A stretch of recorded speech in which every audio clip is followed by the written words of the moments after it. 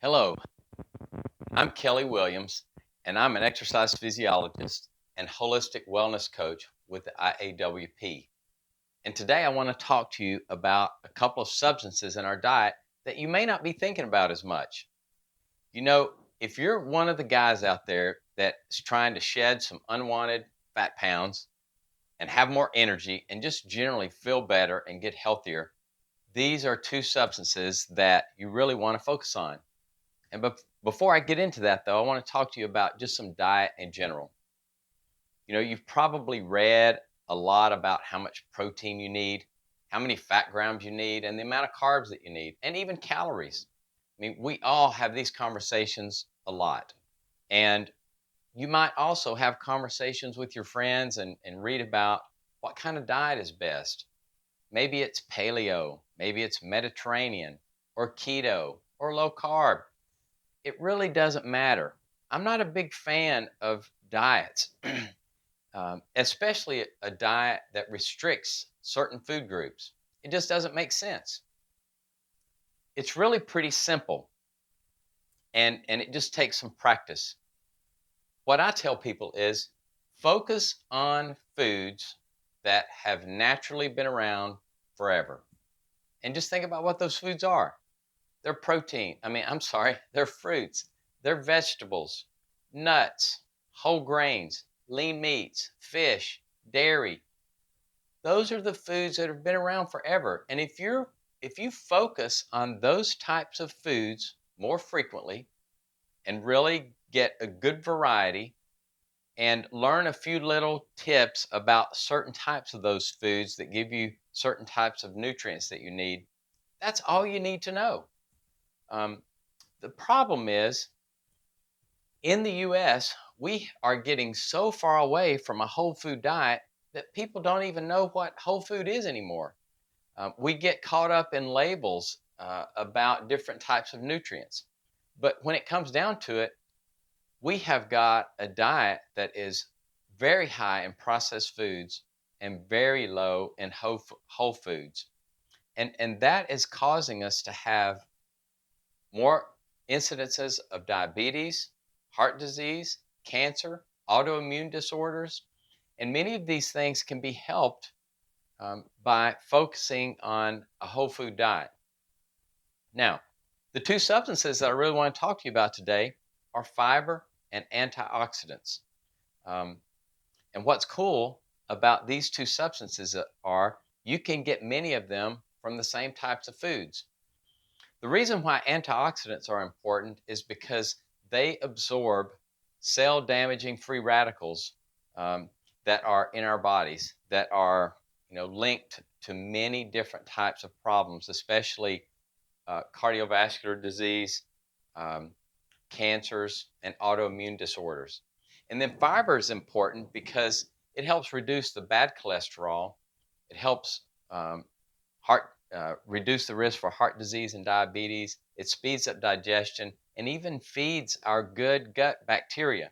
So, antioxidants and fiber are two very important substances that we can get in our diet that will really help us help our bodies function better, help us fight off disease and autoimmune disorders, and really help us with more energy and just general overall health. Now, there's lots of different ways to get fiber and antioxidants. For example, some really good antioxidant foods are olives, sweet potatoes. Really think about colorful fruits and vegetables. So orange vegetables are good. Blueberries, strawberries, raspberries are very high in antioxidants. Red and purple grapes, dark green leafy vegetables like kale and spinach and collards and turnip greens. Nuts are high in antioxidants, especially ones like walnuts and pecans. And then green tea. Many spices are very high in antioxidants. And when you think about it, think about the different colors in some of the spices that we have access to. So we're talking about cloves. That's one of the highest antioxidant spices. Cinnamon, cumin seed, oregano, turmeric, parsley, cocoa powder. So your dark organic cacao or cocoa powder, ginger, thyme, and chili powder are all very good antioxidants. Some fiber rich whole grains are whole oats, whether they're rolled or still cut, doesn't matter. They're both very healthy. Brown rice, whole rye, whole grain barley, buckwheat, bulgur, and quinoa, very good sources of fiber. And many of those have antioxidants as well. And then some very good fiber rich vegetables. Some have been mentioned, but lima beans, green beans, pinto beans, northern beans. A lot of beans are high in fiber. And then again, collard greens, butternut squash, things like broccoli, Brussels sprouts, spinach, and sweet potatoes are all fiber rich vegetables. Now, think about some of the ones that have both high antioxidant and fiber properties. What if those are the ones that you focus on more often? Now you're really getting both of those substances from a serving of food instead of having to have two servings. So the key is when you sit down to eat, look at your plate.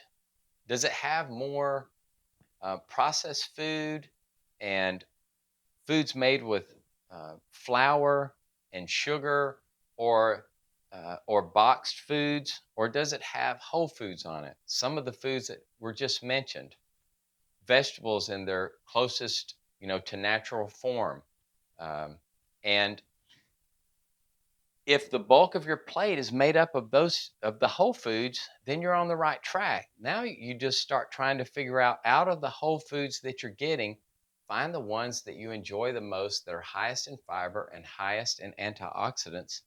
And you really just need about 8 to 11 units of antioxidants per day and about um, 25 to 50 grams of fiber per day. You can do this by getting 6 to 7 servings of fruits and vegetables, a good serving of beans per day, and 3 to 6 servings of whole grains per day.